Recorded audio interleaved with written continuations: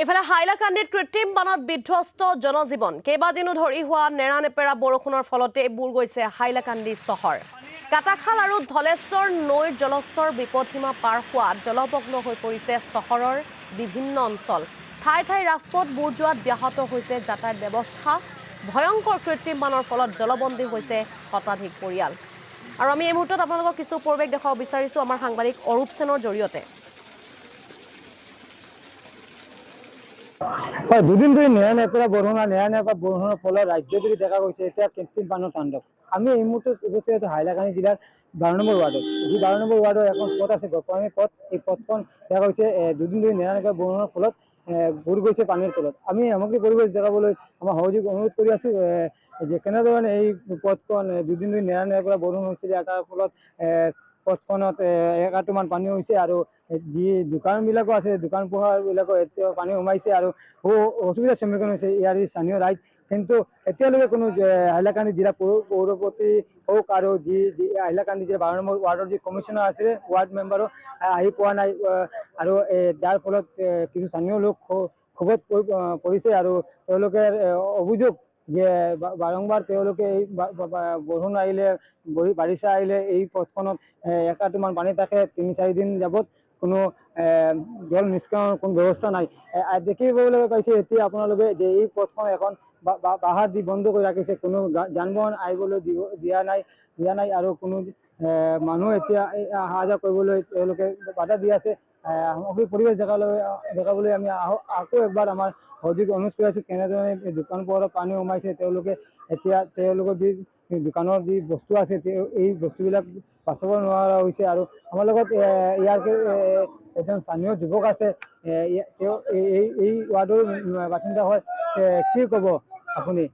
দেখুন, আমাদের হাইলাকান্দিবাসীর একটা আর্তনাদ, যেটা বিগত আমরা 4-5 বছর থেকে আমরা অনুভব করছি যে কৃত্রিম বন্যায় আমরা হাইলাকান্দিবাসী মানে নাজেহাল। বিগত দিনে গত বছরও আপনারা নিশ্চয়ই আপনারা যেহেতু দেখেছেন, বিগত দিনে আমাদের 12 নম্বর ওয়ার্ড, 1 নম্বর ওয়ার্ড, আপনার শিলচর ইউনিভার্সিটি বা শিলচর মেডিকেল কলেজের যে মেইন রোডটা, সেটা গত যে বর্ষার সিজন ছিল সেই সময়ও 6 থেকে 7 দিন বন্ধ ছিল।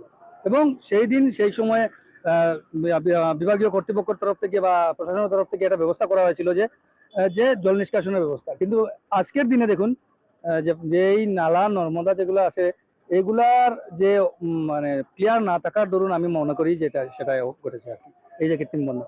এই যে ওয়ার্ড আছে, এটা 12 নম্বর ওয়ার্ডের এখন প্রতিনিধি আছে, ওয়ার্ড মেম্বার আছে, তেওঁ এতিয়ালৈকে অহা নাই বলে আমি শুনি পাইছো। আপনি কি করবেন? দেখুন, আমি তো 12 নম্বর এবং 1 নম্বর, আমি তো 1 নম্বরের বাসিন্দা। 12 নম্বর যেখানে শেষ সেখানে 1 নম্বর। কিন্তু পৌর সদস্য যারা আছেন ওরা মানে কি করছেন ওরা নিজেই জানেন। বিগত দিনে পৌরপতি নিজে, আমাদের হাইলাকান্দি সোশ্যাল মিডিয়া দেখেছি, পৌরপতি নিজে একজন একটা প্রেস মিট করে উনি বলেছিলেন যে পৌরসভার কর্তৃপক্ষের সাথে সাথে আমাদের শহর অঞ্চলে যারা এলাকাবাসী আছে ওদের একটা দায়িত্ব যে পৌরসভার যে পরিবেশটা সুষ্ঠু এবং সুন্দর করার জন্য। কিন্তু আমি ওনাকে আজকের মাধ্যমে আপনাদের মাধ্যমে ওনাকে বলছি, পৌরপতিকে, যে জল নিষ্কাশনের ব্যাপারে পৌর এলাকার যে বাসিন্দারা কি করবে।